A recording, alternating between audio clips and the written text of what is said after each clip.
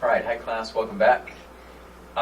This is week 9, and as you can tell, as you can probably feel, we are getting close to the end of the term. In week 9, you can expect to get an email from me this week in which I lay out for you the final exam question so that you can begin making preparations for writing that response.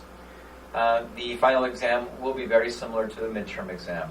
It will essentially be essay-based, and it will ask you to consider from a specific time point through the present day how different racial, ethnic, gender groups experienced ideas about equality, opportunity, access, education, etc. So the question, again, will be very, very similar to your midterm exam. What will be different, though, are the years that we'll be investigating and the groups that you'll be writing about. This week we are in the post-World War II years. I do hope that you appreciated some of my videos from last week that laid out for you some of the arguments about Japanese internment and the rise of what was called Yellow Peril. You know, it's so easy to turn the page and move on to the next section, but I think it's important to remember that each of these events continues to have repercussions and implications into the future. And so while we can just say, oh, well, that's something that happened during World War II, it's never quite as easy as that. And this week, as we talk about post-World War II years, I have an example that I think is both relevant to you and something that will be of interest to demonstrate the long-lasting impact that some of America's racial policies can have or have had upon these specific groups. Now this week we're going to be covering 2 chapters, and both chapters really look at the same time period but do so from 2 completely different perspectives.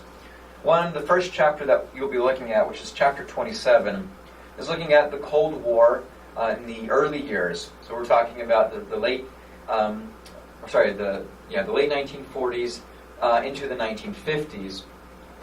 And in that we'll be looking at the affluent society. We'll be talking about the 1950s as this period of great economic growth, at home of great prosperity. It's the 1950s that we often point to as the good old days of the American past. It was the time of the boom of suburbia. It was the time of the baby boom. And while on the surface this era looks like it was, gee whiz, mister, this is a great time to be alive type of era, the 1950s were wrought with their own type of problems, both institutionalized and at the local familial level. So our discussion of chapter 27, we'll talk about some of those things, and we'll be using this chapter to look at ideas that were propagated by Senator Joseph McCarthy and the ideas of McCarthyism, right, the witch hunt that took place in the late 1940s and 1950s, in which the Americans became very fearful of a Red Scare. I think about this in context of what is happening in America today.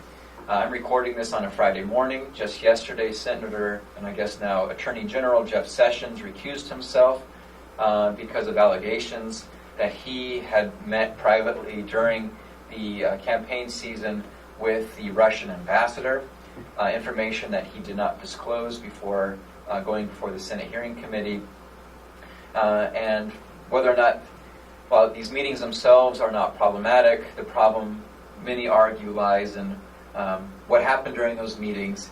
Why was there this attempt to not, quote unquote, to cover it up or to not mention it during the Senate hearings?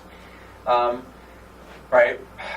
Allegations of Russian hacking into our political process, Russian hacking of both the RNC and DNC during the elections, arguments that were leveled earlier in January that Russians have a bunch of information on Donald Trump, fears of sabotage, of espionage.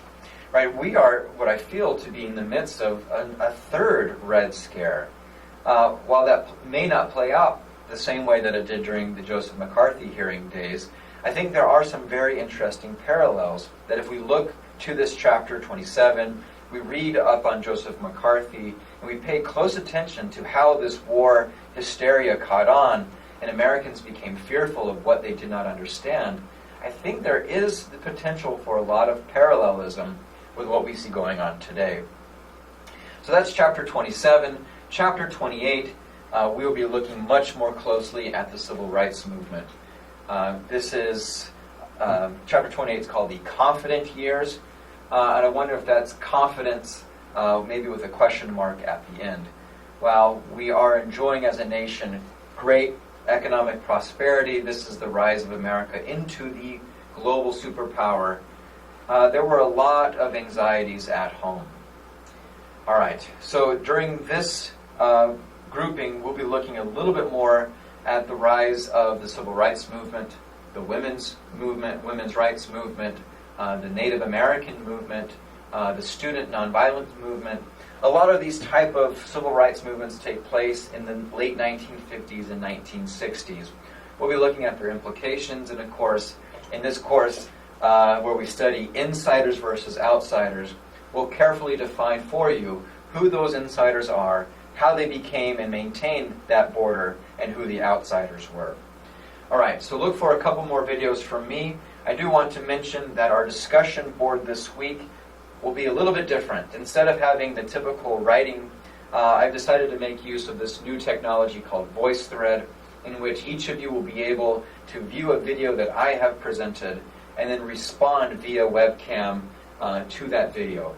I am asking that you respond via webcam. You could also do it via your phone. If you have a smartphone, you can download the VoiceThread app and record your commentary on that. Or you, as a last-ditch effort, if you have access to neither a webcam or a smartphone with a camera on it, then the third option is to call in to the VoiceThread and record your voice that way. I'll provide some more instruction for you, but I do want you to make aware that that will be the way that we do our discussion board this week. You will make a video responding to my question, and then you will be responding to your classmates' responses. All right, that's it for this introduction video. Look for a few more videos from me about the content this week. All right, thanks guys.